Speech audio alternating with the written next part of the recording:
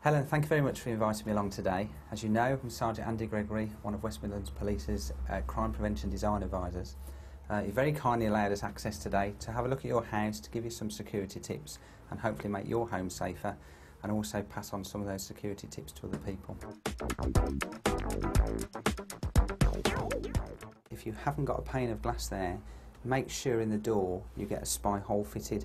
It's great to see me coming up to the door, but also there's a weak point there with your keys left in the door. Right. Make sure you take your keys with you or leave them away from the door. Right. Otherwise somebody could smash the window and gain access. Right. The one thing we always recommend is a good solid 5-lever mortise lock.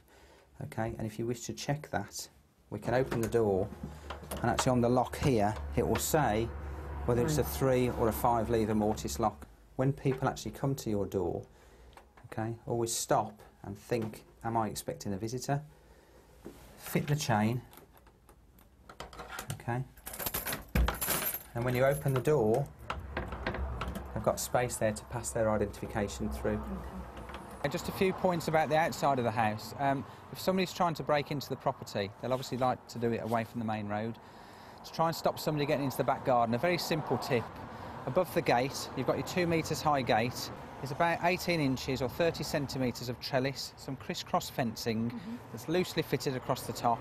And if somebody's trying to break into the property, they don't like climbing up and over because it's loose, very rickety, and they might fall. It can also make a noise as well, so you could also hear it if somebody's trying to climb over the garden fence.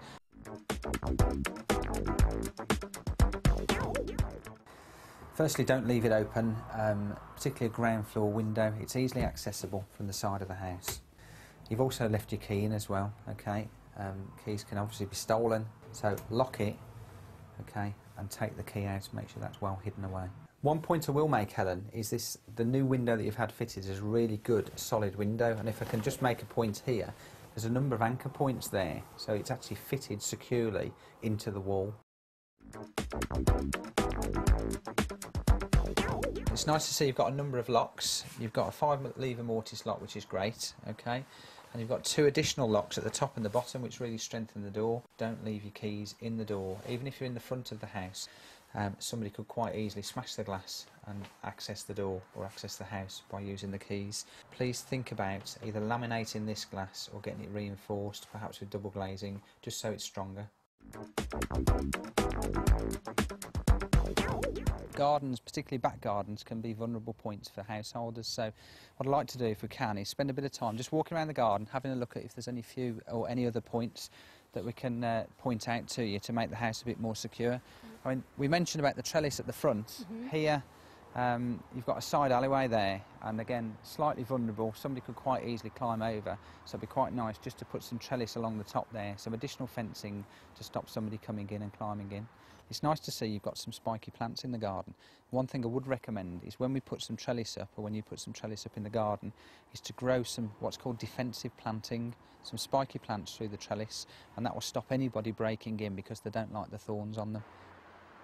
This really is a concealed place. It's a hiding place that somebody breaking into or coming into the garden, attempting to break into the house, could spend a bit of time and actually eye up the house and eye up the property. So look at getting these shrubs cut back.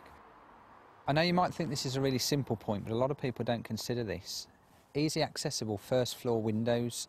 Somebody could quite easily pull that bin to the back of the kitchen wall and use that as a climbing aid. When you're going out to work, please make sure that that window is shut and it's locked. Nice to see that you've got the shed actually padlocked. I would certainly recommend a stronger padlock than that. And finally, the vulnerable part of this door is actually these screws, because that shouldn't be shown. Okay, the hasp and staple should be concealed, or the actual screws should be concealed to stop somebody breaking in. Because at the moment, somebody could undo those screws and open the door without actually damaging the padlock. But I'm making no noise whatsoever. If this was late at night, I could quite easily force the door open there. Okay, and that needs to be fitted the other way around. Okay, Helen, I've just marked the holes. I'm going to re-screw this hasp and staple sort of back on and fit that back for you. And then I would also recommend a stronger padlock. There you go. One thing that you haven't got there is some security lighting, and I would recommend in a couple of points, one on the back of the house, just above this door, and one at the side of the house here, security lights that will be activated with what they call a passive infrared. Okay, so that will activate the light and it will come on for a few seconds if somebody's in the back garden.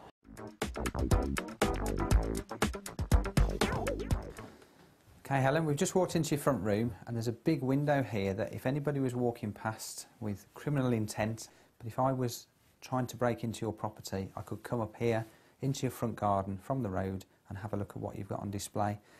One of the things to point out, a number of electrical items, you've got your TV and your Sky box there, your television box there.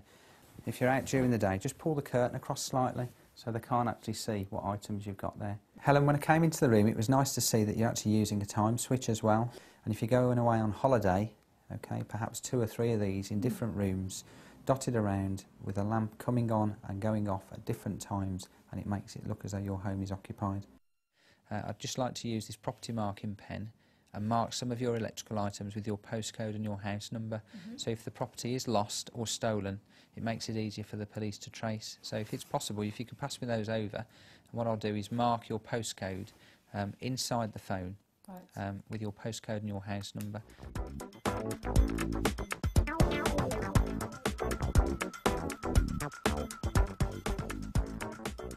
If you can write down all of the serial numbers for all the different electrical products, your television, your music system, etc. And things like your mobile phone, we can register on immobilized.com. And each mobile phone has what's called an IMEI number. It's a 13 or a 14-digit number. So if ever that phone went missing and we found that phone with somebody else or somebody handed it in, again, through that website we can get that telephone back to you. Hopefully you found that of interest and certainly of use, and hopefully it will be of use to you and your family as well, but also to other people at home that are watching, and they will benefit from some of these hints and tips as well. Thank you for allowing us to use your house and spending time with you today, and I'll see you again. Thanks very much. Thanks a lot.